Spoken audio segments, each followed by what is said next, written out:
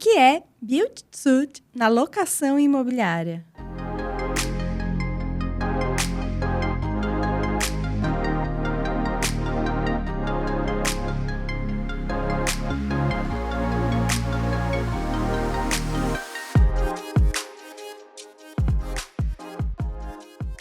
Olá, sou Fabiana Maia, jornalista do Grupo SP Imóvel. Aqui comigo, Marcel de Toledo, sócio do Grupo SP Imóvel. Neste bate-papo, teremos a presença do Renato Faria, sócio da área tributária do escritório Martins Vilac. Renato, seja bem-vindo em nosso bate-papo. Obrigado, Fabi. Obrigado, Marcel, pelo convite. Obrigado, Renato. Renato, afinal, o que é o build-to-suit? Bom, build-to-suit, ou como o mercado tem utilizado, né, o BTS, na verdade é um termo em inglês que nada mais é do que construído sob medida.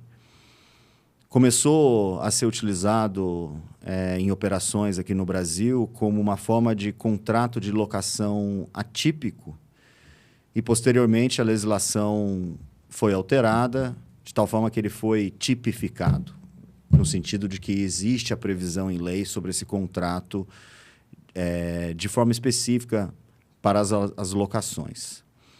Geralmente, o build-to-suit ele é um formato de operação em que o usuário do imóvel, o locatário, ele quer que o imóvel que ele vai utilizar, a nova sede administrativa, um centro de distribuição, um galpão logístico, ou mesmo a nova sede da empresa, seja lá o que for, seja construído de acordo com aqueles padrões. Ou seja, tem que ser o terreno que ele tem interesse, o local, no local plano, tem que estar próximo de uma rodovia, tem que estar próximo dos grandes centros, tem que estar dentro de um raio específico. Então, primeiro se escolhe o terreno, depois se define o tipo da construção que vai ser. Vai ter que ser de alvenaria, vai ter que ter esse tipo de acabamento metálico, vai ter que ter uma câmara fria, vai ter que ter X salas, vai ter que ter um mezanino. Então, por isso que é chamado de build-to-suit, que é algo que está sendo construído sob medida, de acordo com os parâmetros e as parametrizações que o cliente final, o locatário, quer. Então, é feito um contrato, normalmente é um contrato bem complexo, onde você vai regrar não apenas a locação, mas você vai regrar todas as características daquele imóvel, da aquisição do terreno e até a locação final. O tempo de construção. Tudo isso, todos esses componentes. É uma técnica de locação que hoje é utilizada tanto para operações mais complexas, com prazos muito extensos, às vezes até associado com uma operação de mercado de capitais. Né? Para investidores, né? Isso, para investidores, mas também pode ser utilizada em situações menores. Às vezes você está querendo mudar a sede do seu escritório e quer ir para um lugar novo, mas você não tem capital, né, suficiente para fazer aquela obra naquele momento. Então, você pode negociar com a construtora, né, de ela fazer a obra, né, desde que ela seja a proprietária do imóvel também, né, ou com o próprio proprietário, você pode negociar, ele pode contratar a construção com um terceiro também, em que ele se responsabiliza por fazer a obra e dentro do valor da locação, ele vai ter o componente do custo daquela obra, do custo da locação e da margem de lucro dele. Nos exemplos iniciais que eu estava contando, vamos supor que você pega aí uma grande rede de varejo que quer um novo centro de distribuição dela. Ela vai escolher mais ou menos a região. A gente tem exemplos aí hoje na região de Extrema, aqui na divisa de Minas com São Paulo.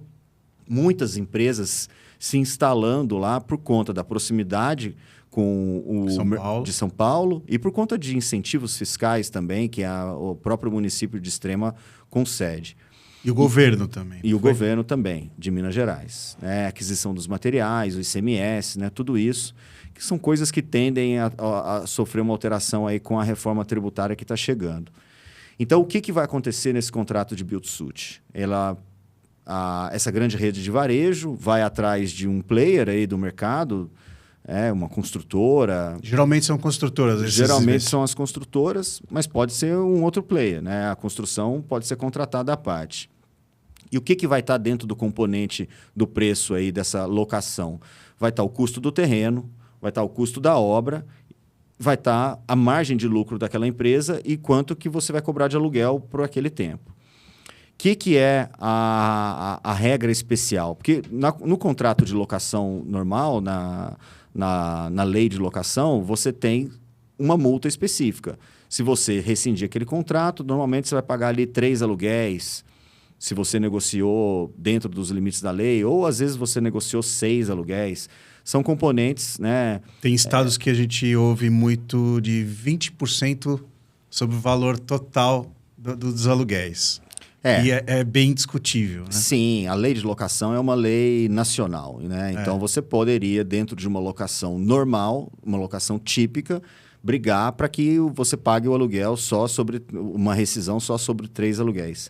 No build-to-suit isso não funciona. O build-to-suit ele tem uma regra específica. Até porque, imagine uma situação, você foi lá, comprou um terreno, custou milhões, gastou com uma obra que custou muito mais ainda. Chega no segundo ano, você estabelece um contrato de longo prazo para que aquele locatário, aquela rede de varejo tenha flexibilidade para pagar o custo total daquele projeto ao longo de um tempo muito longo. Geralmente o que é? 20 anos? Olha, eu já vi contrato de build-to-suit de 99 anos, 99 já vi de 49 anos, mas vi com bastante frequência de 25 anos, já vi de 7 anos, 14 anos, 15 anos, mas é sempre um prazo longo. Você tem um prazo mínimo? Não tem um prazo mínimo. Normalmente é uma conta financeira, Fabi. Falou assim, olha, essa obra vai custar tanto, em quantos meses você quer diluir o custo disso? Quanto que cabe no bolso ali daquela rede, daquele cliente final, daquele locatário para pagar aquela obra? E após esses 50, 49 anos que você mencionou esse exemplo? Existem diversas situações, Marcel. Existe situação, por exemplo, em que a rede, o cliente final, né, o locatário, ele quer ter a possibilidade de comprar aquele final, comprar aquele imóvel no final do contrato, né, por um preço residual. Geralmente também isso é mencionado em contrato. Isso, claro. Isso já é detalhado na largada. A possibilidade dela fazer isso, assim como a possibilidade de renovação. Você pode ter um contrato, às vezes, de 25 anos, com a possibilidade de renovação por mais 25 anos. Isso pode ser um componente interessante, né? Às vezes você tem uma obra que teve um custo milionário e às vezes a construtora não tem esse capital para fazer aquela obra. Tem operações mais complexas que você pode pegar aquele contrato de 25 anos e descontar ele no mercado por meio de uma securitização. Ou seja, você recebe todo o dinheiro à vista, com desconto, é claro, né, a valor presente, e que aquele dinheiro já é suficiente para você quitar o terreno, quitar a obra e garantir a sua margem de lucro. Claro, estou falando de operações grandes, valores milionários. Você pode ter também situações bem menores, como eu falei, e não vai fazer tanto sentido você descontar esse recebível. Tá? Mas você pode ter tanto essas possibilidades de renovação automática, que já é mensurado, que já é definido na largada. Isso também já pode ser definido até como uma forma de diluição do custo, como também você pode ter esse componente de permitir que aquele locatário, no final, porque você construiu sob medida para ele. Então, você às vezes está atendendo uma empresa de telefonia, por exemplo, e ela quer que construa e vai ter uma torre super específica. Depois que aquele contrato terminar, talvez você não tenha, aquele imóvel não se torne tão atrativo. Então, às vezes é interessante pensar de uma forma que o próprio adquirente ali, o próprio usuário, o locatário, consiga comprar e ficar com aquele imóvel para ele por um componente pequeno lá na frente. Geralmente, como que chega nessa conclusão? Quem são essas pessoas que envolvem essas negociações? Geralmente é um corretor especializado ou é um advogado especializado? Como que... Ou são os próprios clientes, as próprias interessados que formulam uma ideia e chegam para um escritório de advocacia como o de vocês para chegar... Não denominador, né? Para chegar numa... Como é que funciona?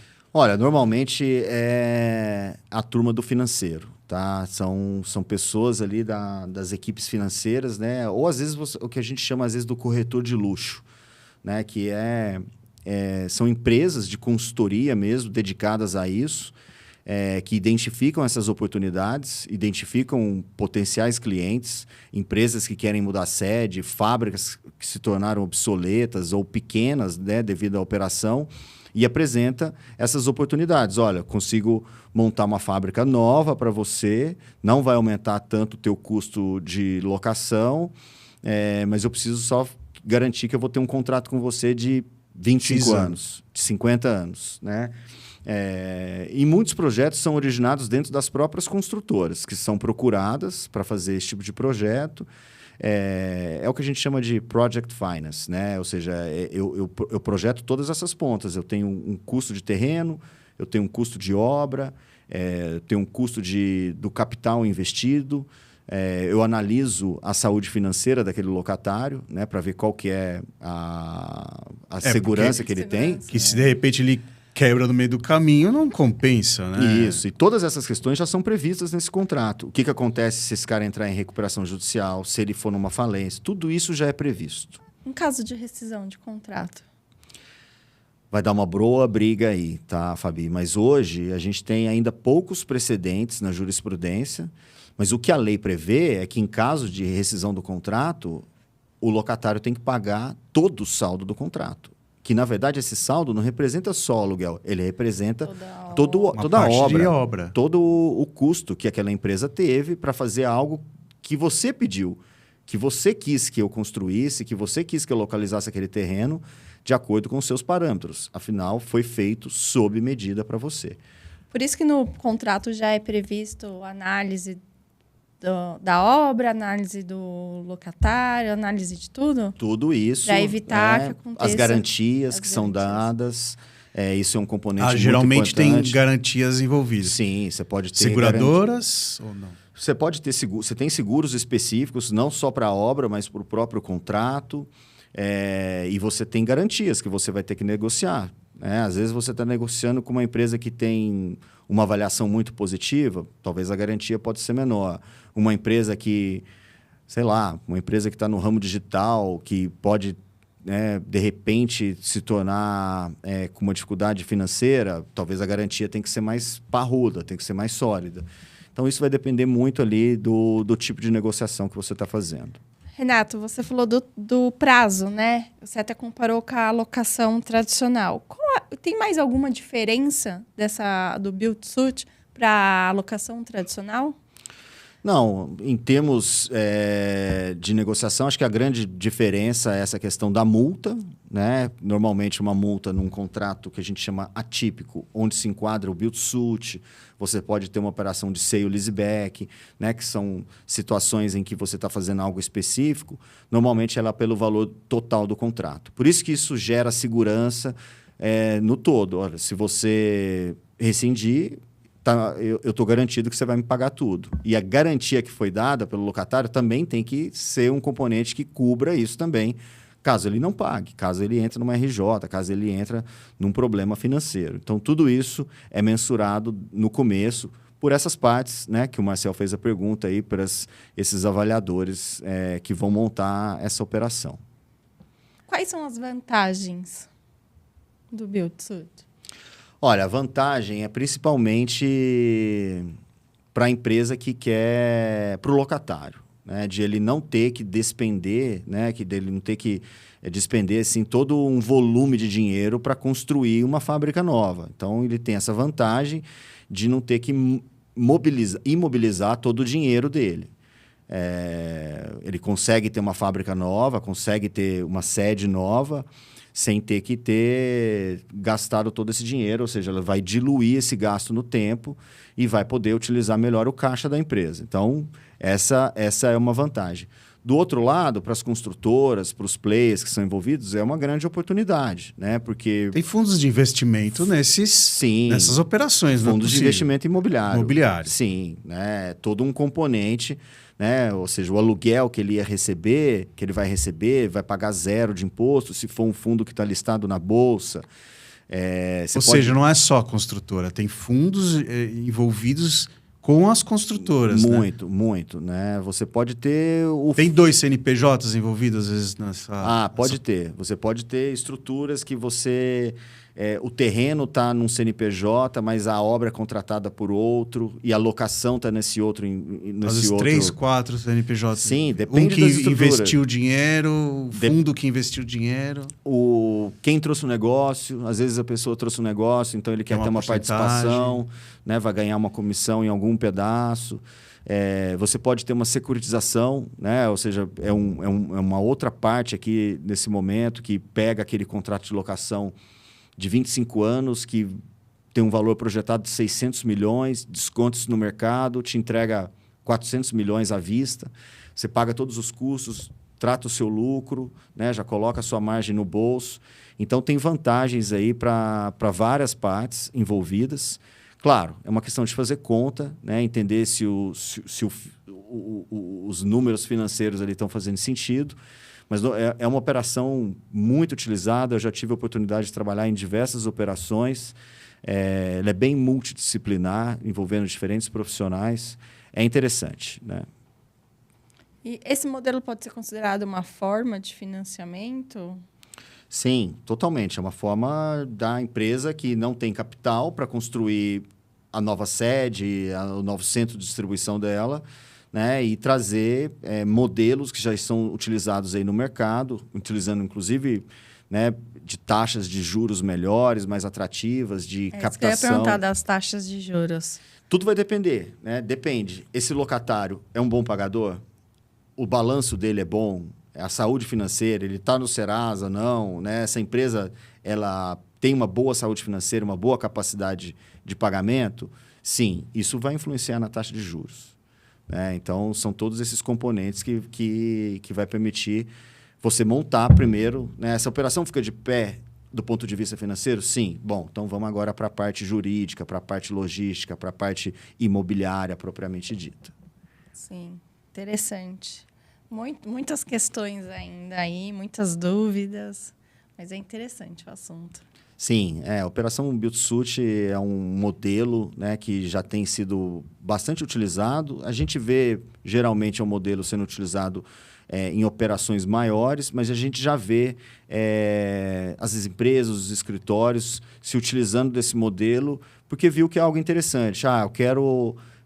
Eu sou uma clínica médica e eu acho que a minha clínica está obsoleta, eu quero ir para um lugar mais com movimento melhor, num bairro mais com um público mais qualificado, quero construir uma clínica bonita, mas eu não quero me descapitalizar. Né? Então, você pode utilizar dessa ferramenta e ter esse compromisso. Prazo, e a longo prazo para todo mundo. Isso, e a longo prazo você vai pagando aquilo. Certamente, essa clínica, nesse exemplo que eu estou dando, ela está vendo que se ela estiver num lugar melhor, ela vai trazer melhores negócios. Isso. Vai conseguir prosperar.